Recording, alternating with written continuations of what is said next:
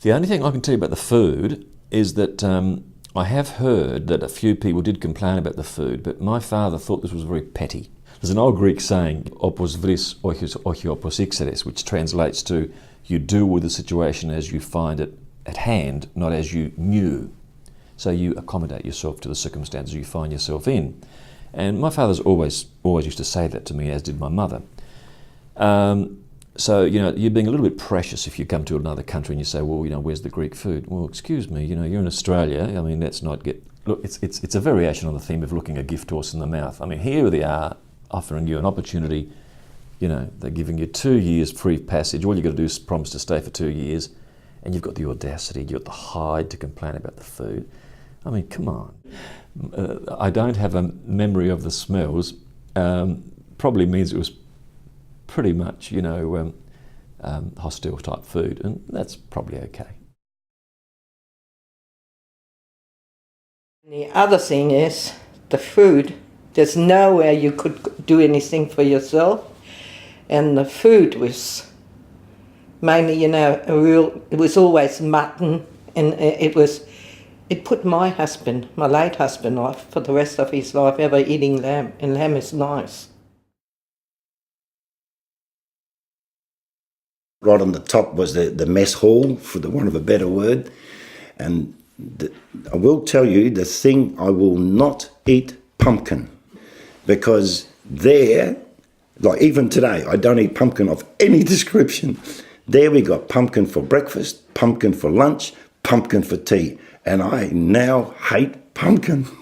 It was obviously cheap food, I remember hating the food. I was a very picky eater, and my mother is actually a cook. She was a cook in a hotel, so she's an extremely good cook. So I was used to very tasty food, I guess, and even then I was a picky eater. So when we landed at Bonegilla Hostel, my mother's greatest concern was my eating. She was also I'd had tuberculosis, the beginnings of tuberculosis as a child as well, so she was very concerned that I eat well, and I just hated the food. So I think I was especially sympathetic to the children at Pennington School who didn't like the food at the hostel, because it brought back memories, my own memories of hating the food. I turned 6 in the hostel, so I was 5 and a half when we arrived, and I had my 6th birthday at the hostel, and my mother wanted to make me a birthday cake, but there was no cooking in the Nissen huts.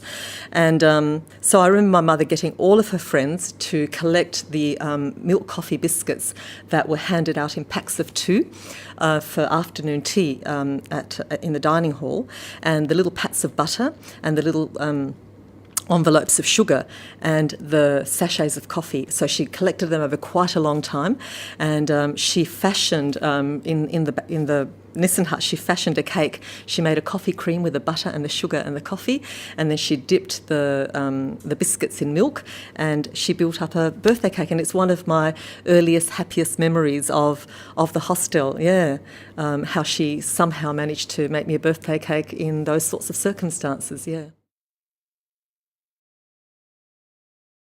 Often my classroom was the first port of call. They would come to school at Pennington School and then go back to the hostel, to sleep and to live with their families. There were some interesting things. The food was a bit of an issue at first. Many of them tried very, very hard to adapt to Australian food. I remember asking them what food they liked, and they'd say, bread, we want bread and meat. But I remember a boy called Heng, I'll never forget him, who'd had a very difficult experience in Cambodia and had spent lots of time in Khao Dung in Thailand, in the refugee camp. And I just watched him getting thinner and thinner in front of my eyes, and he just could not eat, the food at the hostel. He said the sheep smelt bad, the boiled sheep, and he just loathed the food. He couldn't eat it. So I remember the very first time I ever cooked Asian food, I found it was a Vietnamese recipe actually for noodles and beef. and we booked in the kitchen at the school, and we used it as a language lesson, and we cooked noodles and beef. I mean, I hate to think how horrible it must have been, but he said it wasn't as good as the food in Kawidang, but it was certainly a lot better than the food at the hostel. Yeah, so that's a really strong memory. And another memory was of the children being teased about their food. A lot of it, eventually, when some of them went to houses, they would get housing trust houses, they'd bring food in that had garlic in it, and there was a bit of a problem in the school with kids being teased about their smelly food. And so I remember saying that my children could eat in the classroom, and then they'd go out and play after. But we tried very hard to protect them from. And, we did other things too with the mainstream kids, but we tried very hard to protect them from being harassed by other children.